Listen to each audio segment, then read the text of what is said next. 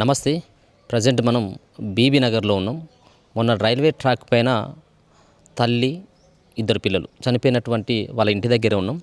So ఇప్పటికీ 5-6 రోజులు కావస్తున్నప్పటికీ కూడా ఇక్కడ ఉన్నటువంటి ఈ కేసులో ఎట్లాంటి పురోగతి అయితే కనిపించినట్టుగానే స్పష్టంగా అర్థమవుతా ఉన్నది. సో అనేక రకాలైనటువంటి అనుమానాలు.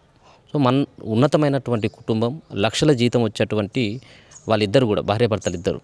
సో చనిపోయినటువంటి ఎవరైతే విజయశాంతి రెడ్డి ఉందో, విజయశాంతి రెడ్డి సాఫ్ట్వేర్ ఉద్యోగి, మరో పక్కన తన భర్త అయినటువంటి సురేందర్ రెడ్డి సైతం కూడా దుబాయ్లో ఉన్నతమైనటువంటి ఉద్యోగమే చేస్తూ ఉన్నాడు.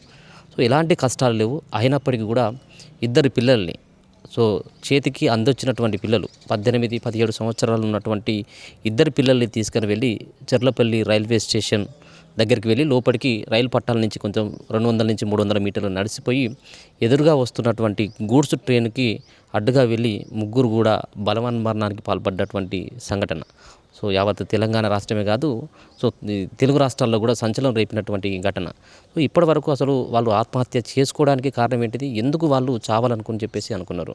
సో ఒకసారి చూసుకోవచ్చు, వాళ్ళ ఇంటి దగ్గర ఉన్నాం మనం. ఇదంతా కూడా మనం ప్రజెంట్ మనం బీబీ నగర్లో ఉన్నటువంటి వాళ్ళ సంబంధించినటువంటి సొంత ఇల్లు. సో ఇదే ఇంటి దగ్గర నుంచి ఆమె ఇక్కడ నుంచి బీబీ నగర్ నుంచి చెర్లపల్లి రైల్వే స్టేషన్ దగ్గరికి వెళ్ళడం జరిగింది. సో అంతకంటే ముందు పిల్లలు చదువుతున్నటువంటి ఏదైతే హాస్టల్ ఉన్నాయో ఆ ఇద్దరు హాస్టల్ దగ్గరికి వెళ్ళి ఆ పిల్లల్ని కూడా పికప్ చేసుకోవడం జరిగింది. పిల్లల్ని పికప్ చేసుకున్న తర్వాత సో అక్కడ హాస్టల్లో వాళ్ళకు సంబంధించినటువంటి బంధువులు చనిపోయిన అని చెప్పేసి హాస్టల్ నుంచి తీసుకురావడం. సో హాస్టల్కి వెళ్ళి ఇదే సెల్ఫ్ డ్రైవింగ్ చేసేది ఆమె. సో ఎవరైతే చనిపోయినటువంటి విజయశాంతి రెడ్డి ఉందో, విజయశాంతి రెడ్డి సెల్ఫ్ డ్రైవింగ్ ఇచ్చేస్తే సో ఇదే కారు చూసుకోవచ్చు. ఇదే కారులో ఆమె ఇక్కడ నుంచి వెళ్ళడం జరిగింది.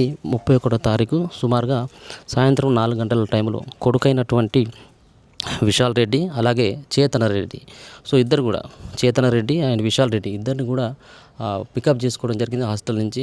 సో బంధువులు చనిపోయినలు కాబట్టి ఆ పిల్లల్ని తీసుకెళ్తున్నామని చెప్పేసి హాస్టల్లో చెప్పడం.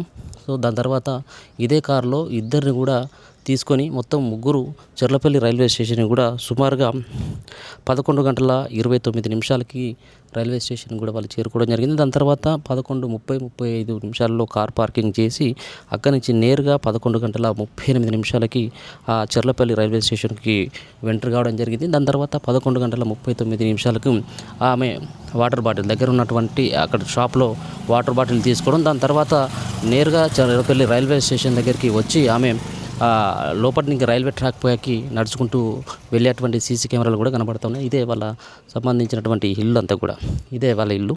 సో ఇది అంతా కూడా ఒక నిర్మానుష్యంగా కనబడుతూ ఉన్నది. ఇప్పటికి కూడా అక్కడ ఉన్నటువంటి కుటుంబ సభ్యులు ఇంకా కూడా కోలుకోలేనటువంటి స్థితిలో ఉన్నారు. అనుమానం, సో భర్త వేధింపులు ఏమైనా భరించలేక అటువంటి బలమరణానికి పాల్పడ్డదా, లేకపోయినట్టయితే ఇంట్లో ఆస్తి తగాదాలా, అత్తమామలతోటి గొడవ, సో ఉన్నటువంటి అన్నతోటి ఏమైనా గొడవ, లేకపోతే వాళ్ళ అమ్మతోటి ఏమైనా గొడవ. సో వాళ్ళ అమ్మ కూడా ఎవరైతే విజయశాంతి రెడ్డి అమ్మ సైతం కూడా విజయశాంతి రెడ్డితోటే ఇక్కడే ఉండేదన్నట్టుగా తెలుస్తూ ఉన్నది. అంతేకాకుండా సో కొన్ని ఆస్తి తగాదాలతో ఇటువంటి ఘటన జరిగిందన్నటువంటి కొన్ని ఆరోపణలు వినపడుతూ ఉన్నాయి. అంతేకాకుండా సో అన్నపైన కూడా ప్రధానంగా చాలా వార్తలు వస్తూ ఉన్నాయి. సో అన్నతోటి ఆమె బలవన్మరణానికి పాల్పడేటువంటి అంటే గంట ముందు ఒక గంట పాటు కూడా ఆమె వాళ్ళ అన్న చిరంజీవితో కూడా మాట్లాడినట్టుగా కొన్ని వార్తలు అయితే వస్తూ ఉన్నాయి. సరే ఏదేమైనప్పుడు కూడా సో ఇటువంటి అంటే ఇప్పటివరకు కూడా ఎట్లాంటి ఆధారాలు అయితే లేవు. సో గంట సేపు మాట్లాడిందా, 2 గంటలు మాట్లాడిందా, అసలు ఎవరితోటి మాట్లాడింది, ఏం మాట్లాడింది అన్నటువంటి విషయం మనకు స్పష్టంగా తెలియకపోయినప్పుడు కూడా సో దాంట్లో రకరకాలైనటువంటి ఊహాగానాలు అయితే వినపడతా ఉన్నాయి. మనం చూసుకోవచ్చు, భర్త సైతం కూడా దుబాయ్లో ఉంటాడు. భర్త సురేందర్ రెడ్డి దుబాయ్లో ఉంటాడు. 6 నెలలకు ఒకసారి ఇక్కడికి వస్తాడన్నట్టుగా తెలుస్తూ ఉన్నది. సో ఇదే వాళ్ళకి సంబంధించినటువంటి ఇల్లు. సో వాళ్ళు కూడా ఇప్పుడు మాట్లాడలేనటువంటి స్థితిలో ఉన్నారు. వాళ్ళు కూడా ఏం మాట్లాడతారు, ఇప్పటికీ 1 రోజులు అయితే అన్నప్పుడు కూడా ఎలాంటి పురోగతి లేదు. సో కట్టుకున్నటువంటి భార్య, కన్నటువంటి ఇద్దరు పిల్లలు కూడా మృతి చెందడంతో భర్త సురేందర్ రెడ్డి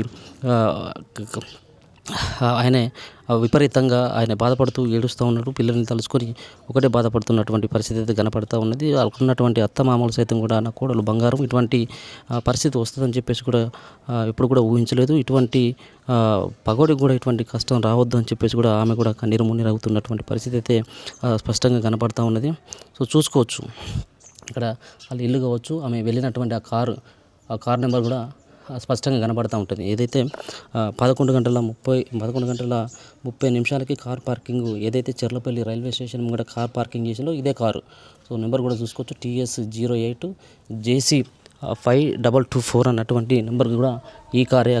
ఈ కార్లోనే ఆ పిల్లల్ని కూడా ఇక్కడికి తీసుకువెళ్ళి దాని తర్వాత మరి సరే ఇద్దరు కూడా ఎదిగినటువంటి పిల్లలు. మరి అమ్మ ఒకవేళ కనుక చనిపోదామని చెప్పేసి అన్నప్పుడు కూడా పిల్లలు వాదించేటువంటి అవకాశం ఉంది. వాళ్ళ ఏజ్ కూడా అట్లాంటిదే. చనిపోదామంటే అంత గుడ్డిగా కూడా ఎలాంటి నమ్మేటువంటి అవకాశం లేదు.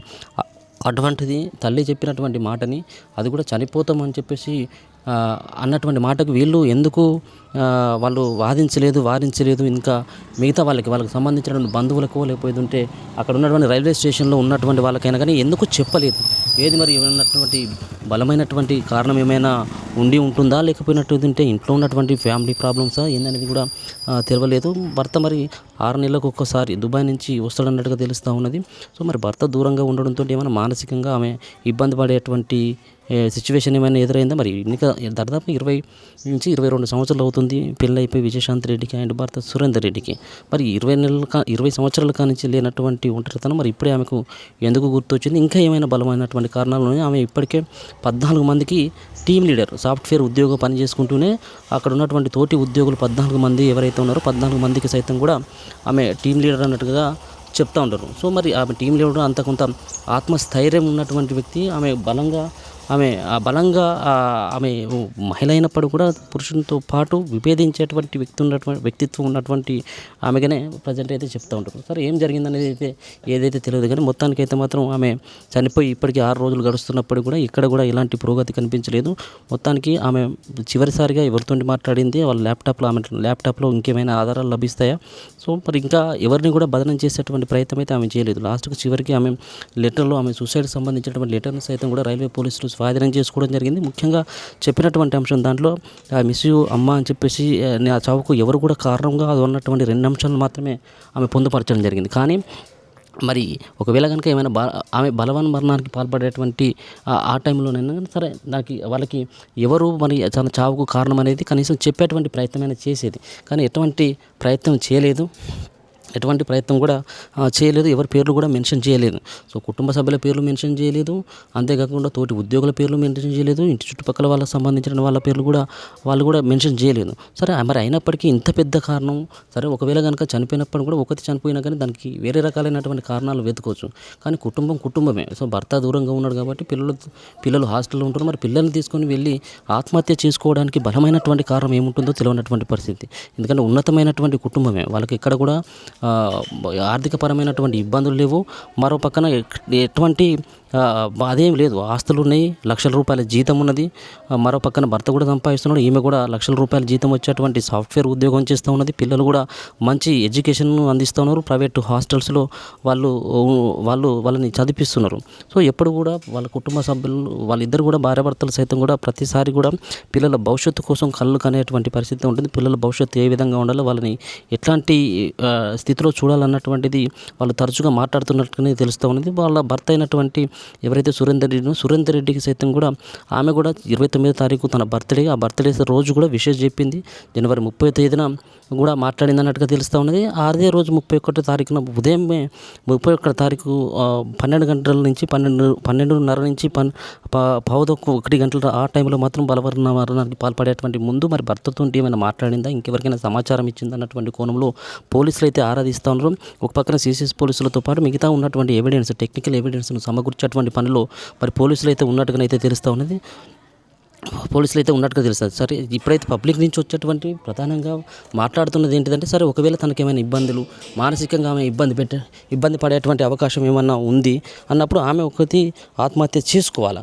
కానీ అటువంటిది ఆయన కాకుండా చేతన్ రెడ్డి పిల్లలంటే ప్రాణంగా ఉండేటువంటి మరి చూసుకున్నటువంటి విజయశాంతి రెడ్డి మరి ఎందుకు మరి ఇటువంటి ప్రయత్నం చేసిందో అర్థం కానటువంటి పరిస్థితి. ఇద్దరు పిల్లల్ని కూడా 18-17 సంవత్సరాలు ఉన్నటువంటి ఇద్దరు పిల్లల్ని మరి ఆమె ఎమ్మటి తీసుకుపోవాలి, మొత్తం కుటుంబమే ఉండకూడదు అటువంటి ఆలోచన ఎందుకు చేసిందనేది ఇప్పుడు కూడా మరి ఎవరికి కూడా అంతుపట్టినటువంటి అంశంగా చెప్పుకోవచ్చు. సో చదువుకుంటున్నటువంటి ఇద్దరు పిల్లల్ని మరి హాస్టల్ నుంచి తీసుకుని వచ్చి ఎదురుగా వస్తున్నటువంటి ట్రైన్కి ఎదురుగా వెళ్ళి చనిపోవడం నిజంగా కూడా ఒక చాలా అది బాధాకరమైనటువంటి సంఘటన అని చెప్పుకోవచ్చు. మొత్తానికి కుటుంబ సభ్యులతోటి ఏమైనా గొడవలు ఉన్నాయా, లేకపోతే వాళ్ళ కంపెనీలో ఎట్లాంటి గొడవలు ఉన్నాయా, లేకపోతే చుట్టుపక్కల ఇప్పుడు మనం చూపెడుతున్నటువంటి ఇంట్లో ఉండేది, సో ఇంటి పక్కల ఉన్నటువంటి వాళ్ళతో ఎవరితో గొడవలు ఉన్నాయా అన్నటువంటి దానిపైన అయితే ప్రధానంగా పోలీసులు అయితే ఫోకస్ చేయడం జరిగింది. ఇప్పటికే ఆమె వాడినటువంటి సెల్ ఫోన్తో పాటు ల్యాప్టాప్స్ అయితే కూడా సీసీఎస్ పోలీసులు స్వాధీనం అయితే చేసుకోవడం జరిగింది. అనుమానం ఉన్నటువంటి వ్యక్తులను కూడా ప్రశ్నిస్తూ ఉన్నది. ఇప్పటికే ఆమె పనిచేసేటువంటి ఆఫీస్కి సైతం కూడా వెళ్ళి వాళ్ళకి సంబంధించినటువంటి తోటి ఉద్యోగులను కూడా ప్రశ్నించినట్టుగా తెలుస్తూ ఉన్నది. ఆమె చాలా మొండిది, చాలా పట్టుదల ఉన్నటువంటి వ్యక్తిగానే చెప్తా ఉన్నారు. ఎట్లాంటి విభేదాలు ఎవరితో కూడా విభేదాలు లేవు, కానీ మరి ఎందుకు చావాల్సినటువంటి అవసరం ఎందుకు వచ్చింది అనేటువంటిది కూడా వాళ్ళకు కూడా తెలియదు. వాళ్ళు కూడా దుఃఖిస్తున్నారు. వాళ్ళు కూడా తోటి ఉద్యోగులతో కూడా కలివిడిగా ఉండేటువంటి వ్యక్తి, చాలా ధైర్యంగా ఉండేటువంటి ఆవిడ ఈ విధంగా చేస్తుందని చెప్పేసి ఎవరు కూడా కలలో కూడా కనలేదు అని చెప్పేసి అన్నటువంటి మాట వినపడతా ఉన్నది. మరో పక్కన వాళ్ళ అమ్మ సైతం కూడా నా కూతురు చాలా మంచిది, ధైర్యం కలిగినటువంటి వ్యక్తి, ఎట్లాంటి ఇంట్లో ఎట్లాంటి ఆర్థికపరమైనటువంటి ఇబ్బందులు ఏమి లేవు, మరో పక్కన ఎటువంటి కూడా ఆరోగ్య సమస్యలు కూడా ఎటువంటి లేవు, ఇట్లా చేస్తుందని చెప్పేసి మేము కూడా ఊహించలేదని చెప్పేసి ఆమె కూడా జీర్ణించుకోలేకపోతా ఉంది ఆమె యొక్క తన కూతురు యొక్క మరణాన్ని. అత్తమామలు సైతం కూడా నా కోడలు బంగారం అంటూ వాళ్ళు స్టేట్మెంట్ ఇస్తూ ఉన్నారు. ఇక వాళ్ళ భర్త అయితే మాత్రం నాకు దొరికినటువంటి ఎన్నో జన్మలు చేసుకుంటే దొరికినటువంటి ఆస్తి నా యొక్క బంగారం అని చెప్పేసి ఆయన కూడా మాట్లాడుతున్నటువంటి మాటలు చూసినట్టయితే మరి ఎవరితోటి ఆమె పెద్దగా విభేదాలు ఉన్నట్టుగానైతే కనపడట్లేదు. కానీ ఇటువంటి పరిస్థితి ఎందుకు వచ్చిందో అర్థం కాలేదు. మొత్తానికైతే పిల్లలు చనిపోవడం ఒక పక్కన ఆమె చనిపోవడం ఒక బాధ అయితే, ఇద్దరు అలా ఎంతో ముద్దుగా ఉన్నటువంటి ఇద్దరు పిల్లలు, చేతికి అందొచ్చినటువంటి 17-18 సంవత్సరాలు ఉన్నటువంటి ఇద్దరు పిల్లలు చనిపోవడం అయితే చాలా ఇంకా బాధాకరమైనటువంటి విషయంగా చెప్పుకోవచ్చు. భర్త సురేందర్ రెడ్డి పిల్లల్ని తలుచుకుంటూ పిల్లలతోటి ఆడుకున్నటువంటి కావచ్చు, పిల్లలతో మాట్లాడినటువంటి చివరిసారిగా మాట్లాడినటువంటి మాటలను తలుచుకుంటూ, సో వాళ్ళ డాడీతోటి ఏదైతే దుబాయ్లో ఉన్నప్పుడు మాట్లాడినటువంటి మాటలని, అలాగే ఇక్కడికి వచ్చినప్పుడు ఆయనతోటి ఉన్నటువంటి ఆ బంధం ఏవైతే ఉంటుందో, ఎందుకంటే క్యాజువల్గా తండ్రితోటి ఎక్కువ బంధం ఉంటుంది, ఇంకా ఆడపిల్లకైతే ఇంకా ఎక్కువగా బంధం ఉంటుంది. సో అటువంటి ఆ తండ్రి సో దుబాయ్లో కుటుంబం కోసం, కుటుంబం మంచిగా బతకాలి, కుటుంబం ఉన్నత స్థితిలో నిలబెట్టాలి, పిల్లలు బాగా చదువుకోవాలన్నటువంటి ఒక ఆలోచనతోటి కుటుంబానికి కూడా దూరం అయిపోయి ఆయన అక్కడ దుబాయ్లో ఉంటా ఉన్నాడు. అటువంటిది సో ఇన్ని రోజుల పాటు నేను దుబాయ్లో ఉంది, నేను వేరే కంట్రీలలో ఉండి వేరే ప్రాంతంలో ఉండి నేను నా కుటుంబాన్ని బాగా చూసుకోవాలి, నా కుటుంబం ఉన్నత స్థితిలో ఉండాలి, ఎవరి దగ్గర కూడా చేచాపకూడదు అన్నటువంటి ఒక ఉద్దేశంతో నేను ఇన్ని రోజుల పాటు కూడా నేను పనిచేయడం జరిగింది. కానీ చిట్టజీవరికి నేను సంపాదించినటువంటి సంపాదనకి వాల్యూ లేదు. ఈరోజు కుటుంబమే దూరం అయిపోయింది, కట్టుకున్నటువంటి భార్య లేదు, కన్నటువంటి పిల్లలు కూడా లేరు అన్నటువంటి ఆ దుఃఖాన్ని మాత్రం కనబరుస్తూ ఉన్నారు. ఇంట్లో కూడా ఎవరు కూడా మాట్లాడేటువంటి ప్రయత్నం చేస్తున్నప్పుడు కూడా వాళ్ళ దుఃఖంలో వాళ్ళు, మనం కూడా వాళ్ళని ప్రతిసారి చాలామంది మాట్లాడిస్తూ ఉన్నారు, అది వేరు. సరే ఏమైనప్పుడు కూడా వాళ్ళని కూడా మనం ఇబ్బంది పెట్టేటువంటి పరిస్థితి తీసుకురాకూడదు. మనం కూడా అడగడం జరిగింది, కానీ వాళ్ళు ఏడుస్తూ ఉన్నారు, వాళ్ళు కూడా ఇంకా దుఃఖిస్తూ ఉన్నారు. ఇంకెంతో మందితో మాట్లాడాలి, మా బాధలు మేము కూడా ఇంకా జీర్ణించుకోలేకపోతా ఉన్నాం, ఇంకా మమ్మల్ని చంపకండి అని చెప్పేసి వాళ్ళు కూడా విజ్ఞప్తి చేస్తున్నాం. మనం కూడా వాళ్ళని ఇబ్బంది పెట్టేటువంటి ప్రయత్నం చేయలేదు.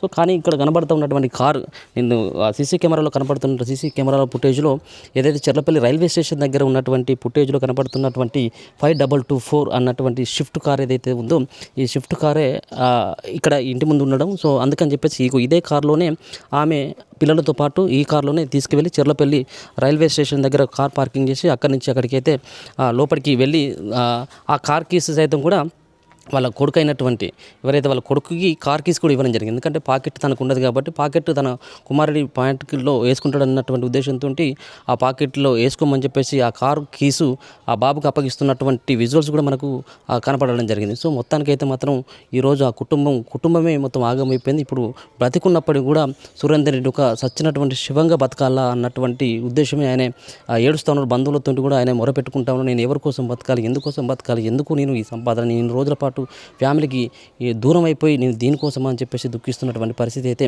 అందరికీ అయితే కన్నీళ్ళు తెప్పిస్తున్నటువంటి పరిస్థితి అయితే కనపడతా ఉన్నది. చూస్తూనే ఉండండి మన తొలి వెలుగు.